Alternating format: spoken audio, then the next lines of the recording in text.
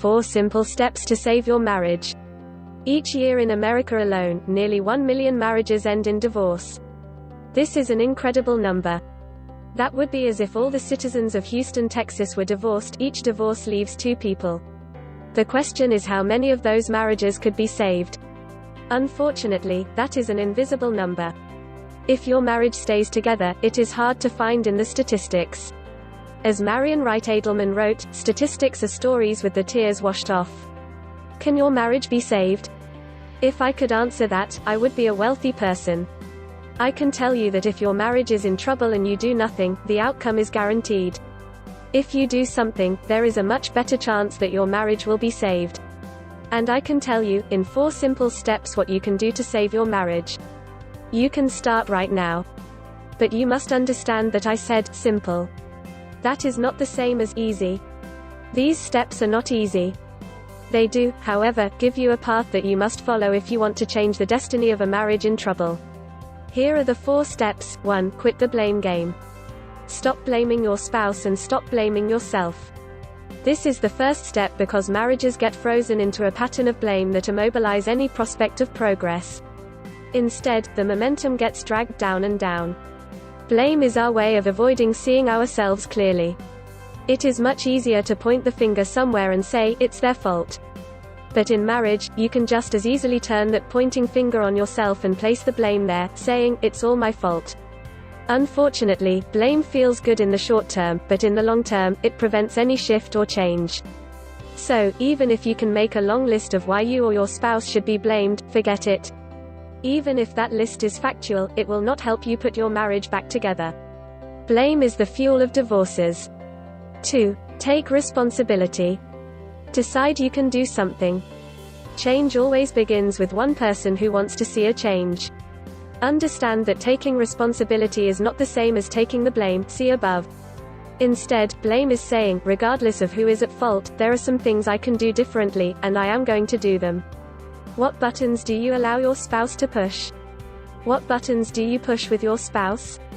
Decide not to allow those buttons to be pushed and stop pushing the buttons. What amazes me in my counseling is that everyone knows what they should be doing or not doing. But it is difficult to move in that direction. Don't be caught in that. Decide that you will take action. The difference between blame and responsibility is this: if I am in a burning building, I can stand around trying to figure out who started the blaze, why it has spread so quickly, and who I am going to sue when it is over, blame, or I can get myself and anyone else I can out of that building, taking responsibility. When a marriage is in trouble, the house is on fire. How will you take action to save the marriage? 3. Get resources from experts. If others have been helped, you can be, too.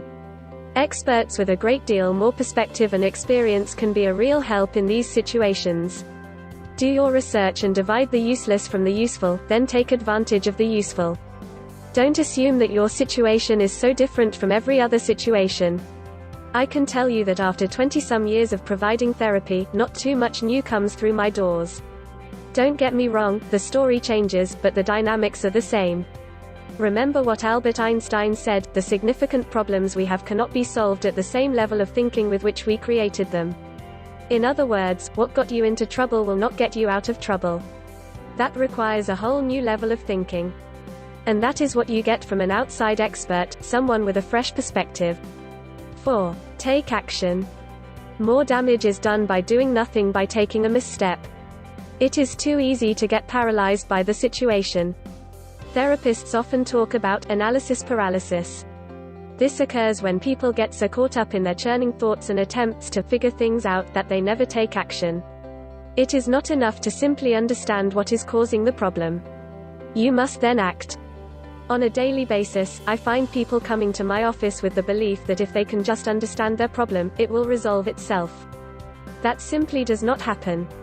Resolution of the situation takes action. Will your marriage be saved? If you follow my suggestions, you have infinitely more opportunity for saving your marriage than if you do nothing. Marriage is one of those places where it takes 2 to make it work, but only 1 to really mess things up. You can only do your part, but many times, that is enough. Resolve not to ask the question but to begin to act. Do you need more help? Grab the best-selling resource on the internet for saving marriages. Save the marriage, even if only you want it. You can find it at here.